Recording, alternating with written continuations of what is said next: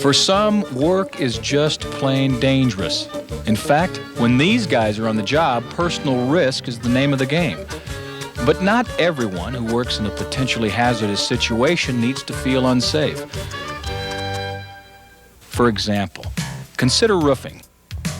Professional roofing mechanics work with potentially hazardous materials every day. The possibilities of serious injury and illness is almost always present, especially if these products aren't used correctly. The National Roofing Contractors Association and your employer know that with proper care and awareness of the hazardous substances you work with, you can be safe on the job. We're going to take the next few minutes to tell you about a new standard issued by OSHA, the Occupational Safety and Health Administration. It's called the Hazard Communication Standard. It's designed to make you more aware of workplace hazards. It's your right to know.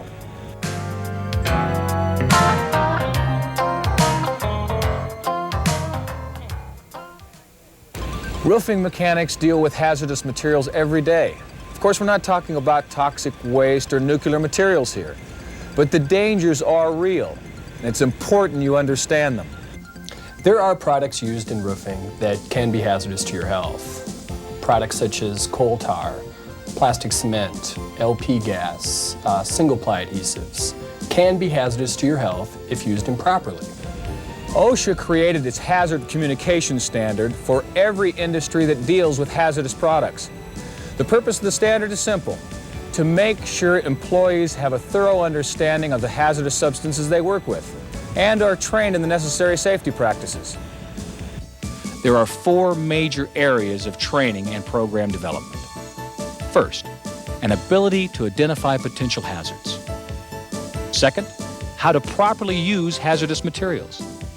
Third, an awareness of personal protective equipment. And fourth, general safe work practices.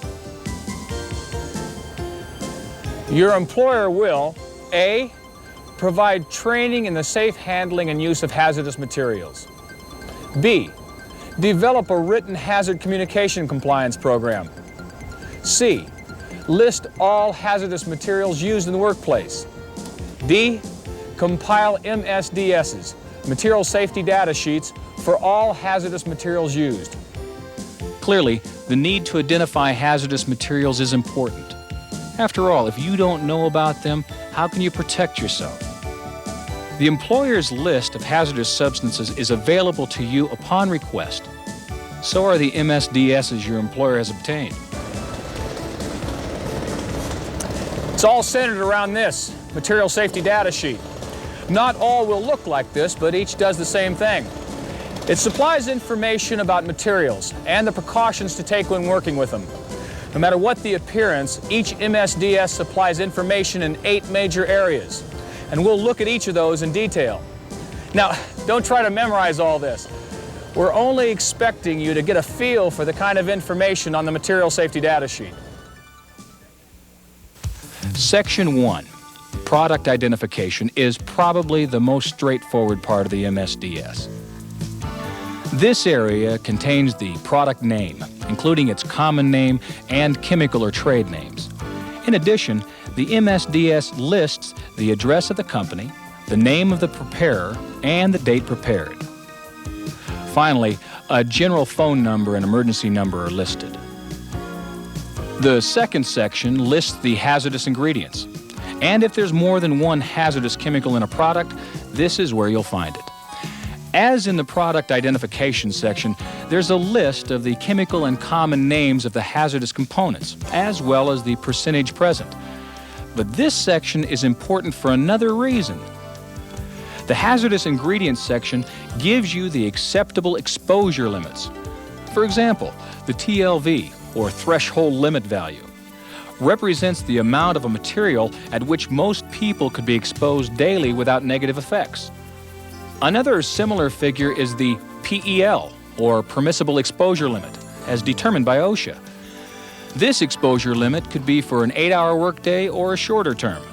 The material safety data sheet is information that's supplied by the manufacturer of a product to the end user, and for the most part it's a worst case scenario, and it's not intended to scare off the user, but really try to make them aware of the health hazards that are associated with the product they're using on a day-to-day basis. The third area of the MSDS supplies physical and chemical characteristics of the materials. Some examples are boiling point, vapor pressure, vapor density, water solubility, melting point, evaporation rate, appearance, odor, and specific gravity. Big words, right? And what do they mean? Why should you care? Well, there's a good reason.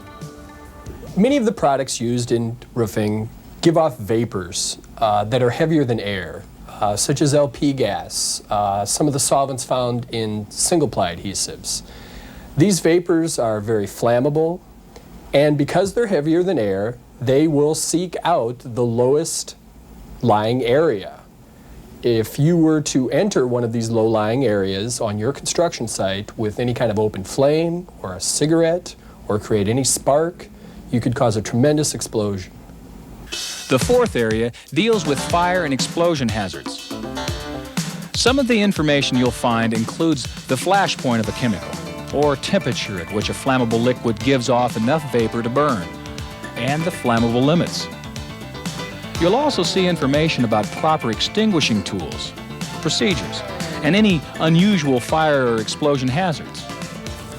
I have seen fires on the roof where the roofing crew tried to extinguish a fire with the wrong type of fire extinguisher. As an example, a crew tried to extinguish a flammable liquids fire with a water-type fire extinguisher, and that was the wrong type of fire extinguisher to use. The material safety data sheet will tell you what the best type fire extinguisher is to use for certain types of fires. The fifth MSDS area is reactivity, which refers to a material's stability. Usually, this will tell you if a substance is relatively stable or not. It'll list conditions to avoid, like storing a material near others with which it could react. It will list materials to avoid, in other words, what not to mix with it.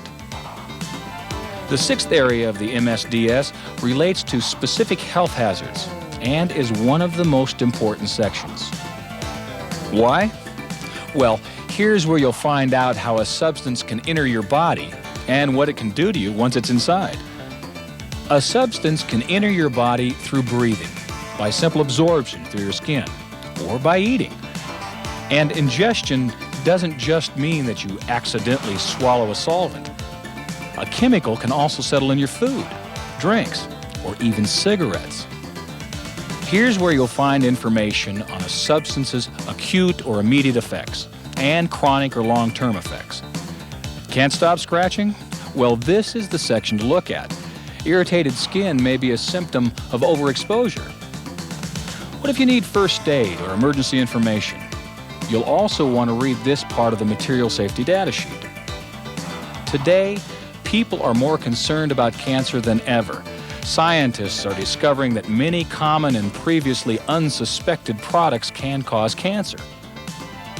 The MSDS will include information on the product's cancer-causing capabilities, if any. We just looked at the effects a material can have on you. Now let's see how you can reduce these effects through safe handling techniques. Some products require special handling or storage precautions. And in case of an accidental spill, this is where to look for safe cleanup procedures. Special protection information is the last part of the MSDS. It's also very important. Will you need respiratory protection? Is ventilation required? Should you wear protective gloves, clothing, or use special equipment? This is where you'll find out. Obviously, this section is important because it shows you how you can protect yourself. That should give you an idea of the kind of information found on a material safety data sheet. So now you're probably wondering if we can throw anything else at you. Well, actually, there's just one more thing. An MSDS isn't the only place to look for product information. Even if you don't have a data sheet handy, a container label usually has the information you'll need. All manufacturers are required to properly label chemical containers. All must provide the same basic information. The label must give the chemical or substance name, any hazard warnings, the name and address of the manufacturer, and the identity of hazardous chemicals in the product. It's just like the MSDS, only simplified. The label is the easiest place to look for information about the product. By now, you should have a better understanding of the Hazard Communication Standard and its benefit to you. You'll work in a safer environment, especially if those around you are more knowledgeable too. And you'll reduce your own chance of health problems and injury. Here are 10 important points about job safety. You'll also find them on the back of the certificate you'll receive after this training session.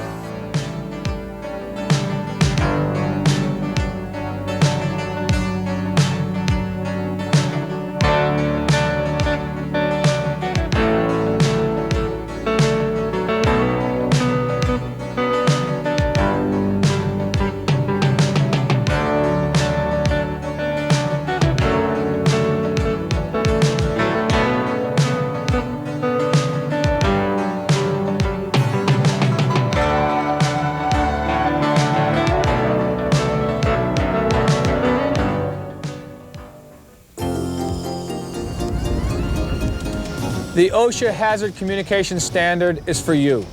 Next time you've got a question about product safety, check the label, ask your supervisor, or check the MSDS. Remember, you have a right to know about the materials and substances you work with.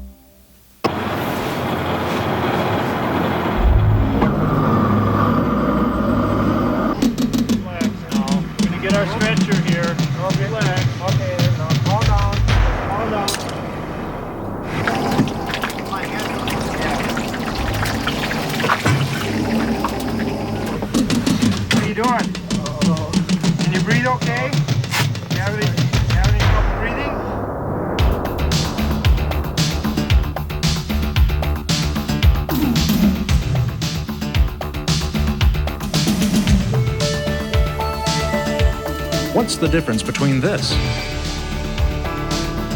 and this? Or between this and this? This makes the difference. And this. And these. This program is about the difference personal protective equipment can make. It's about what you need and when you need it. In 1987, there were nearly 2 million job-related disabling injuries. Of that, 250,000, a quarter of a million, were to the head and face, the eyes, hands, and feet. The sad part is that most of the workers injured said they didn't know they were supposed to have protective equipment. Or they knew, but didn't have it. Or they had the wrong stuff. Or they said it wasn't required. Those are all excuses that come too late. In the next few minutes, we're going to concentrate on what you need to protect your body from the most common roofing injuries. We'll also look at the typical situations where you're at greatest risk, because the key to safety is having the right protection in the right place at the right time. The fact is, it doesn't take an unusual situation to cause an injury. That's why you can't take personal safety for granted. To make a difference, the best place, the only place to start, is with yourself. Let's start at the top with head protection. Look around just about any job site, and you can pick out the situations where hard hats are a good idea. Over there where they're hoisting materials. Or working around ladders and hot asphalt pipes. When you're working near any kind of overhead projection or structure, And especially when other guys are working above you, you need to have something to take the bumps. Your best protection is to stay alert and have a good hard hat. Make sure it's an ANSI-approved type of high-impact plastic. It should fit right and be comfortable, too. Take the time to adjust it correctly. This part, the suspension, is what makes the difference in safety. It provides the impact resistance and should be kept in good shape. If it gets worn or broken, don't try to fix it yourself, but replace it. A hard hat helps protect you from the sun, too. Your hard hat protects the most important safety device you've got, your brain. So keep it in good shape. Your eyes need protection from a whole lot of hazards. For example, during tear-offs. Dust and particles can be severe eye irritants, and hand and power tools can send pieces flying. Here's another major hazard. Fumes from solvents and adhesives, and those from coal tar pitch, can cause burning, itching, and tearing. In fact, roofing mechanics complain about eye irritation more than any other single problem. So goggles and face shields are essential. There are a lot to choose from, so get ones that fit the type of work you're doing. First, they must be an ANSI-approved type for protection from dust, particles, flying objects, and splashes. Look for this on the goggles. ANSI Z87 should be molded right into the frames. These are fashionable, but they're not approved. These aren't either, so keep them off the job. Goggles that give you protection from all sides against splashes and dust are a good idea. They should fit comfortably and shouldn't fog up. If you wear glasses, the goggles should fit over them. This guy has something different for tending the kettle. This is where you should have a full face shield to protect your whole face from splashes. Wear a face shield when you're torching in tight places, too, to prevent heat flashes from hitting your face directly. No matter what kind of eyewear you have, keep them clean using appropriate lens cleaners and clean them often. If you're operating a piece of loud equipment, such as a roof cutter, protect your hearing with either the foam-type earplugs that go in your ears or muffs that go over them. Hands need special attention, too, and in nearly all parts of roofing. During tear-off, to protect from splinters, cuts, and bruises. In handling hot, where temperatures are in excess of 450 degrees. And in using torches, with a flame head temperature of over 2,000 degrees.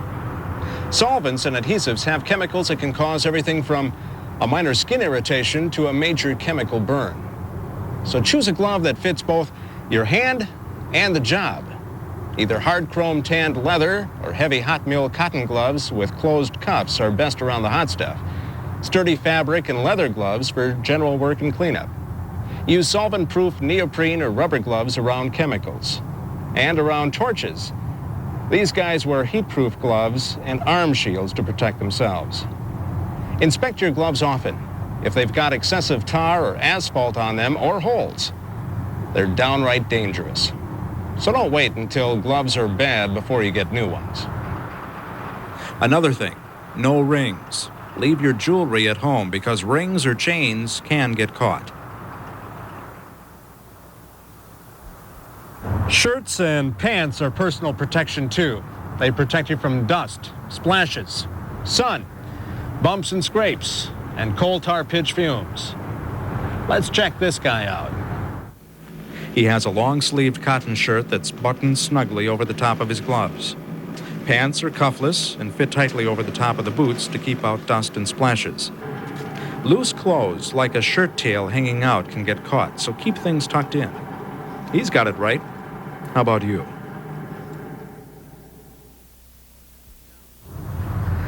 Now, nobody knows better than you that it's important to watch your step. You've got to watch where you're walking, and you've got to watch what you wear on your feet. For tear-off and general work, ankle-high boots with non-skid soles and steel toes are recommended.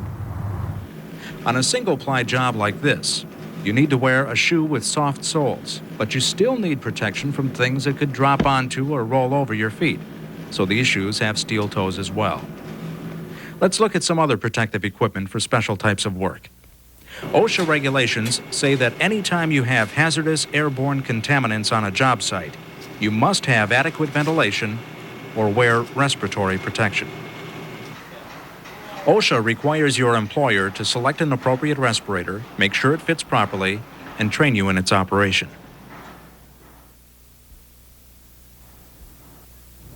Your skin is like a suit of armor. It's your body's best defense against disease and infection. But it needs protection too. It's impossible to avoid getting dust on you. And even more unlikely, you'll have water nearby for cleanup. But whenever possible, like during breaks or lunch, wash with soap and water or a waterless cleaner.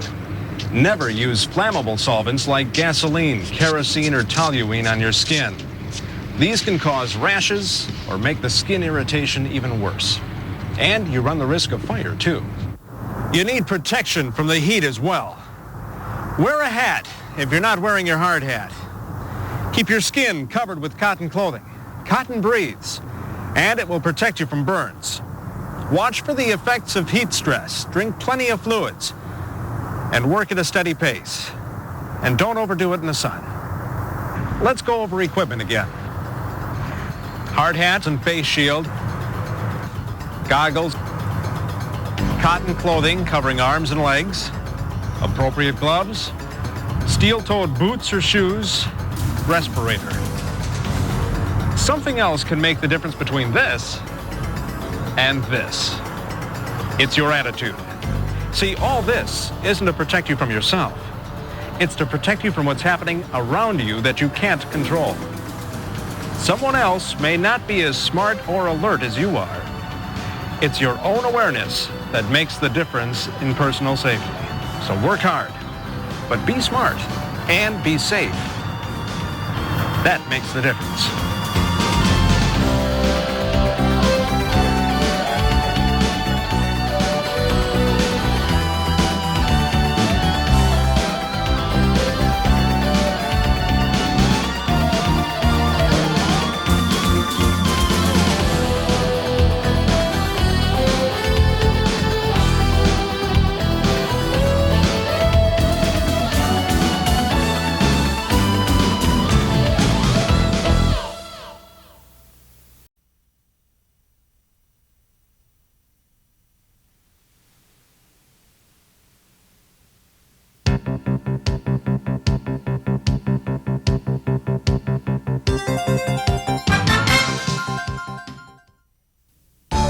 In this technical age, there are many jobs that are performed by robots, and there's a lot to be said for robots.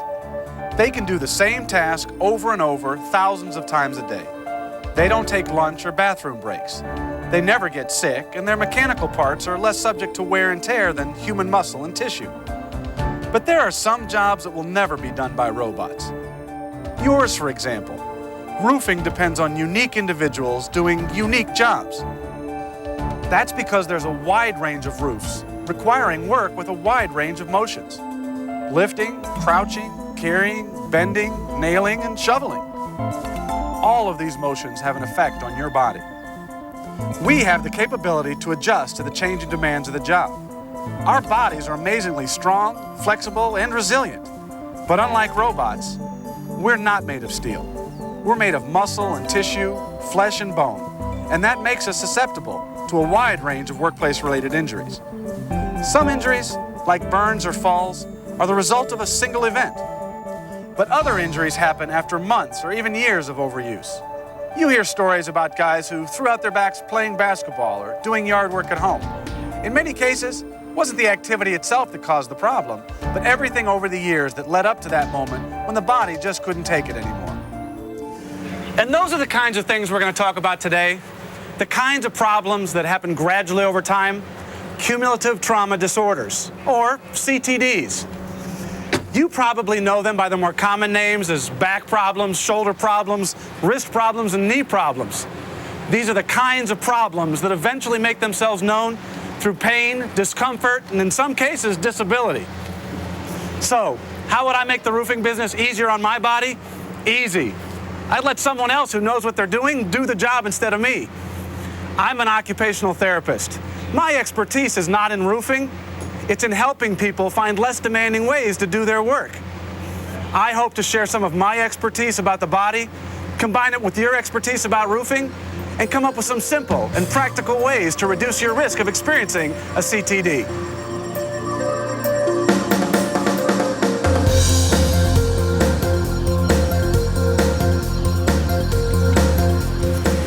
The first thing I'd like to talk about is how the body works and how making better choices makes a difference. There is a position in which each part of your body works best and is the strongest for your joints and muscles. It's called the power position. Understanding this position can go a long way to helping you protect your body. Let's look at the legs first.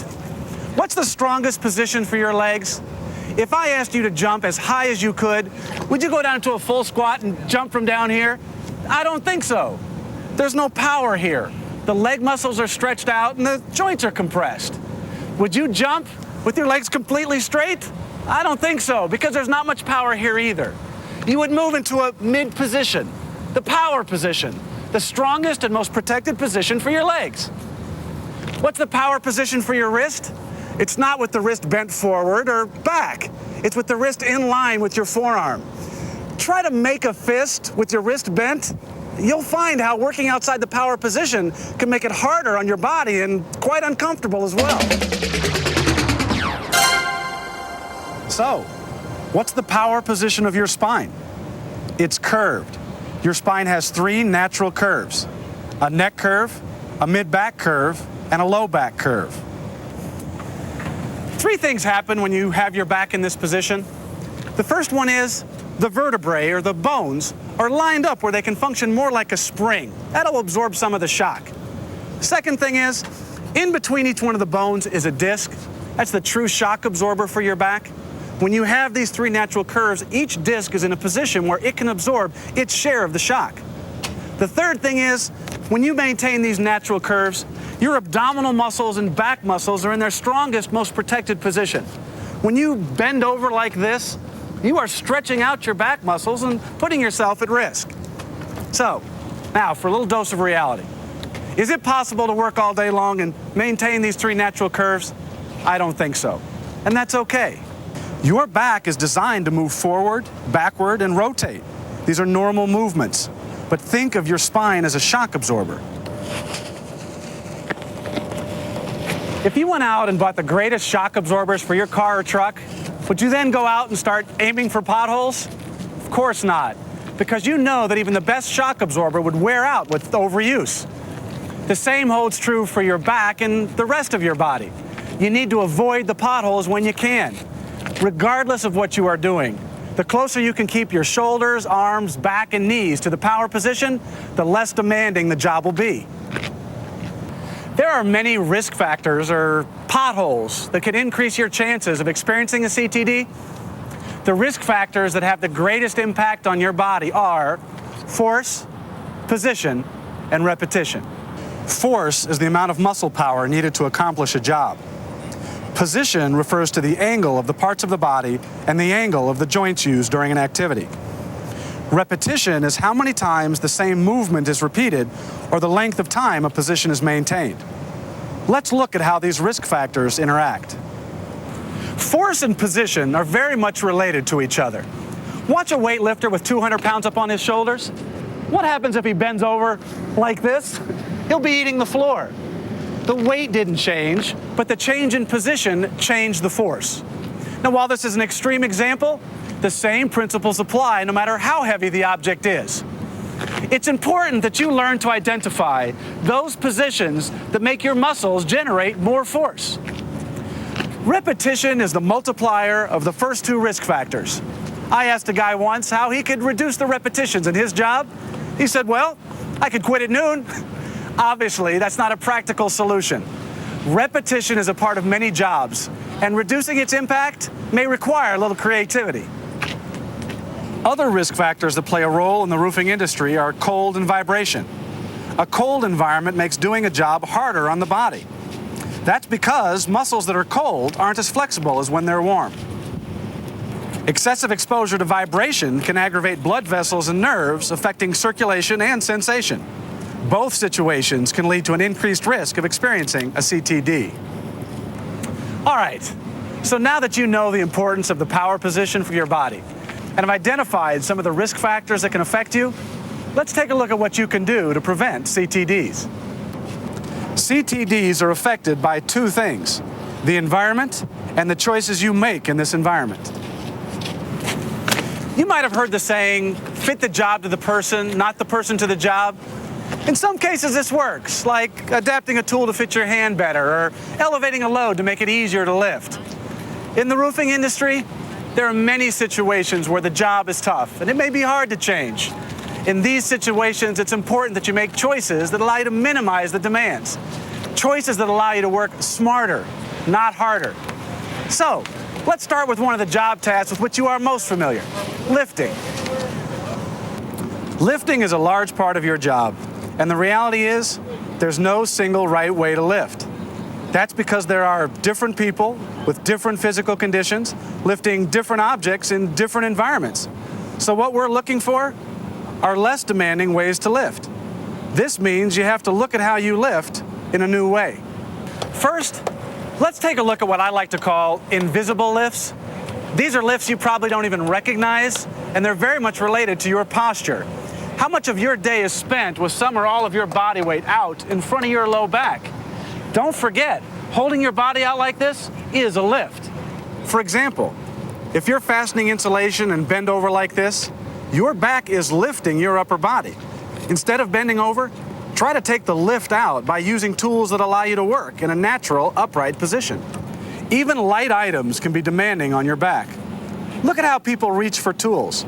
An item lifted at arm's reach is 7 to 10 times heavier than if it is kept close. Plan your work so the tools and materials you need are within easy reach. Simply stepping toward an item before you pick it up will shift some of the weight from your back and shoulders onto your legs. The lift you probably recognize most is one where you're actually picking something up to move it. The least demanding location for lifting is between knee and chest height because it's easier to use the power position of your shoulders, arms, legs, and back. But realistically, most of the stuff you're going to have to pick up is going to be on the ground. The same principles apply, it's just that you may have to be a little bit creative. And if you happen to have a scissor lift available, use it to elevate the load to make it a lot easier to lift. Let's take a look at 3 basic principles that can make lifting less demanding. The first one is keep it close and keep the curves. The closer you can get a load to your center of gravity, the lighter it is on your back and shoulders. Simply getting a few inches closer to a load can make a difference. In this situation, going down to a knee may be the best choice. This allows me to keep the load close and keep the natural curves in my spine. Another technique is to build a bridge. When you bend over to pick something up, your low back is forced to lift your upper body as well as the load. By supporting your body with one arm, you're able to form a bridge that reduces the demands on your back. If you have to lift something using both hands, just stepping towards the load with one leg can minimize the demands on your back. This builds a bridge underneath your upper body and lets your legs do most of the work. The last principle is staggered stance. How you stand makes a difference in how you lift. If your feet are too close together when you're lifting, you are more likely to use your back instead of your legs. Simply shifting to a staggered stance can make it easier for your back when lifting or standing by getting your legs more involved. Many people don't realize that standing can be very demanding on your back and legs. There are some things you can do that'll reduce these demands. First, think about staggering your stance. This builds a support structure underneath your back and allows your legs to support most of the weight. Many people will stand with their knees locked out. This turns off the shock absorbers in their legs and puts excessive strain on the back. Putting a slight bend in the knees turns the shock absorbers back on and lessens the strain on the back. If you experience backache while standing, it may be because you're resting on the joints in your back. Elevating a foot shifts your hips backwards and helps your legs better support your back. We've covered some general principles related to lifting and standing. Now, let's take a closer look at some of the work you do and how these guidelines can help make roofing less demanding. First, think about the job. If a distributor loads the job, Have him position materials in smaller quantities in more locations. That will minimize unnecessary lifting. If you're unloading from the back of a truck, move the object to the edge before lifting it. This may even allow you to slide an object rather than lift. This holds true for loading a truck, too. When you're working with single ply, it's essential that you use the best technique possible and plan out ahead of time the best place for the roll. If you have to push a roll of EPDM, do it in a way that places the least demand on your body. If you're going to have to actually get down and push it, first of all, make sure you get some help, and then remember to keep your body as close to the power position as you can. A better option is to use a dolly if you have one available to move the roll into place. The same strategy applies when lifting a roll of modified bitumen. Keep it close and keep the curves. One option is to go to a kneeling position. This allows you to get the legs out of the way and into a stronger position. You can also bring the load close before standing. When getting ready to carry the roll, use your whole body to bring the roll onto your shoulder. Also, remember that your back doesn't know if you're picking something up or setting it down, so use good technique when doing both. Even with the best technique, frequent lifting of heavy materials can be demanding on your back. One thing you can do on a built-up job is to chop asphalt kegs into quarters before adding them to the kettle. Some manufacturers are beginning to reduce bulk packaging, like packing mod bit rolls into half squares instead of a full square. Working smart on a ballasted job means paying close attention to how you shovel. Most people shovel with the load way out in front of their center of gravity, and they bend their back forward. To make it easier, remember to keep it close and keep the curves. Imagine that the shovel is attached to your body. Don't let it get too far away. Move your legs first. This will allow you to keep it close and let your legs do more of the work. When you're ready to place the load, think feet first. If you can move your feet first and turn towards where you're placing the load, you can reduce the demands on your back. There are other parts of the body that experience CTDs as well. These include the knees, shoulders, elbows, wrists, and hands.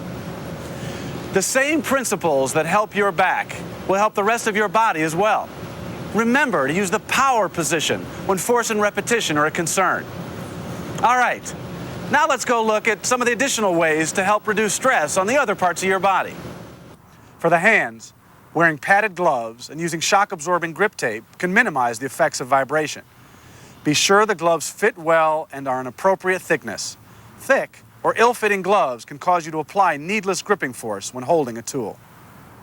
Torque bars can also reduce sudden loads on the arms and shoulders, and lightweight tools with sensitive triggers are beginning to replace some of the bulkier models. For knees, wear knee pads and periodically change from one knee to another to spread out the demand. There are two other ways to reduce the stress on your body as you work. They are job rotation and stretching and warming up. Job rotation means switching to a different job to vary the demands placed on various parts of the body. For example, you might switch between a task that requires a lot of tool use and is harder on the hands to something that requires the larger muscles of the body. That way, you give your hands a bit of a break. If that doesn't work, think about rotating within a job. That means seeing if more than one position can be used for the same job.